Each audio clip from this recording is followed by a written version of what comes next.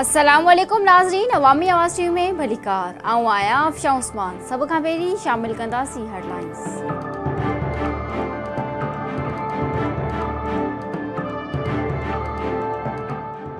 Pakistan peoples party चकवाण कमरुज़्ज़मा कायरा चयो आहे त वफ़ाक़ी वज़ीर जेतिरो मर्ज़ी वावेला कनि, पारा मलिक नून लीग जे गले जो भाउ बणिजी चुको आहे। पीपल्स पार्टी जी क़यादत जी सियासी तौर मुतारिक थियण सां हुक्मराननि जे सफ़न में हलचल मची वई आहे। ईंदड़ आम चूंडुनि में भरपूर तैयारी सां मैदान में लहंदासीं।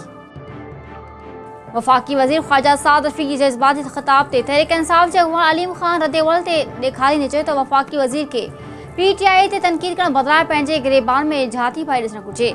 साद रफ़ीक़ जेतिरी तेज़ ज़बान हलाईंदो आहे, ओतिरी जेकॾहिं रेल हलाए त करोड़े मुसाफ़िरनि जो भलो थी पवे। भारतीय घरू वज़ीर राजनाथ सिंह चयो आहे त कश्मीर जो मसइलो हुन लाइ वॾो चैलेंज आहे, जंहिं जो हू जल्द हल कढंदा। कश्मीर मसइले ते सभिनी धुरियुनि सां ॻाल्हाइण चाहियूं था, पर इन्हनि ॻाल्हियुनि लाइ शर्त क़बूल नाहिनि। मसइले जो जेको बि हल कढियो वेंदो, इन में कश्मीरियुनि ऐं कश्मीरियत जो ख़्यालु रखियो वेंदो। हैदराबाद में शेख बरक़ी शाख जी आबादगारनि पारां घुर कई वई त शाह पचड़ी में पाणी पहुचाए सदन 1000 एकड़ सुकल ज़मीन खे पोखी लाइक़ बणायो वञे। नाज़रीन, हीअ हेडलाइंस तफ़सीली ख़बरूं हिकु शॉर्ट ब्रेक खां पोइ।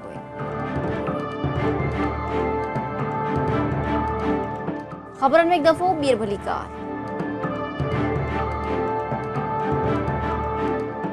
बुलेटिन जी शुरूआत कंदासीं इन ख़बर सां। पाकिस्तान पीपल्स पार्टी चकवाण कमरुज़्ज़मा कायरा चयो आहे त वफ़ाक़ी वज़ीर जेतिरो मर्ज़ी वावेला कनि, पारा मलिक नून लीग जे गले जो भाउ बणिजी चुको आहे। पीपल्स पार्टी जी क़यादत जी सियासी तौर मुतारिक थियण सां हुक्मराननि जे सिफ़नि में हलचल मची वई आहे। ईंदड़ आम चूंडुनि में हू भरपूर तैयारी सां मैदान में लहंदा। इस्लामाबाद में मीडिया सां ॻाल्हाईंदे कमरुज़्ज़मा कायरा जो चवणु हो त हुक्मरान ख़ाननि तरफ़ां JIT जे मेंबरनि ते एतिराज़ सभु कुझु वाज़िह करे छॾियो आहे। जेकॾहिं हुक्मराननि जा हथ साफ़ हुजनि हा त इन्हनि खे अदम एतमाद जो हरबो इस्तेमालु करण जी ज़रूरत न पवे हा। हुन चयो त मौजूदा हुक्मरान पीपल्स पार्टी ऐं अॼु जे दौर में महांगाई जी भेट करे वठनि। इन्हनि खे फ़र्क़ु मालूम थी वेंदो जॾहिं त शफ़ाफ़ियत जी दावाऊं कंदड़नि जी पानामा जी शक्ल में करप्शन जा पूरी दुनिया में चर्चा थी रहिया आहिनि। हुन वधीक चयो त पीपल्स पार्टी ईंदड़ आम चूंडुनि जे लाइ भरपूर तैयारियूं करे रही आहे ऐं इन करे हुक्मरान लीग जूं निंडियूं उॾी वियूं आहिनि। वफ़ाक़ी वज़ीर ख़्वाजा साद रफ़ीक़ जी जज़्बाती ख़िताब ते तहरीक इंसाफ़ जे अॻुवान अलीम ख़ान रद्द-ए-अमल ॾेखारींदे चयो आहे त वफ़ाक़ी वज़ीर खे PTI ते तनक़ीद करण बदिरां पंहिंजे गिरेबान में झाती पाए ॾिसणु घुरिजे। इस्लामाबाद में मीडिया सां ॻाल्हाईंदे PTI अॻुवान अलीम ख़ान जो चवणु हो त ख़्वाजा साद रफ़ीक़ जेतिरी तेज़ ज़बान हलाईंदो आहे, ओतिरी जेकॾहिं रेल हलाए त करोड़े मुसाफ़िरनि जो भलो थी पवे। अलीम ख़ान वधीक चयो त ख़्वाजा साद रफ़ीक़ इमरान ख़ान ख़िलाफ़ ॻाल्हाइण खां अॻु पंहिंजे गिरेबान में झाती पाए ॾिसे।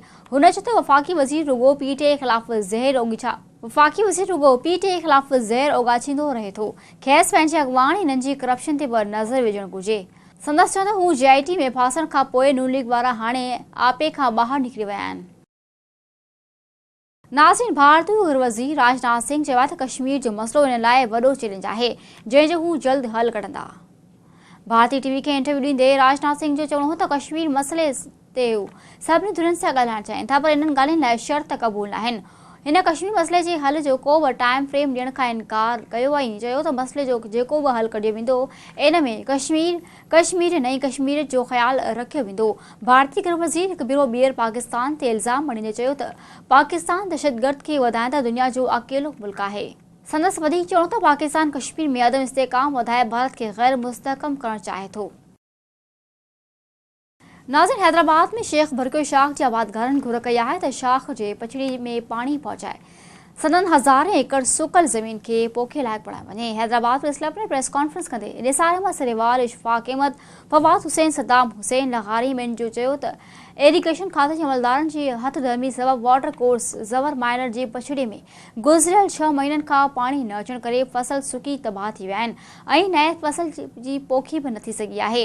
हुननि जो चवणु त सदन ॻोठनि माणक लग़ारी, मोहम्मद ख़ान ज़वर, बॉर्डर हालीपोटो ऐं गुलन माची समेत 30 खां वधीक ॻोठनि में पीअण जी पाणी जी शदीद खोट पैदा थी वई आहे ऐं जिन जो पाणी बि कारो आहे।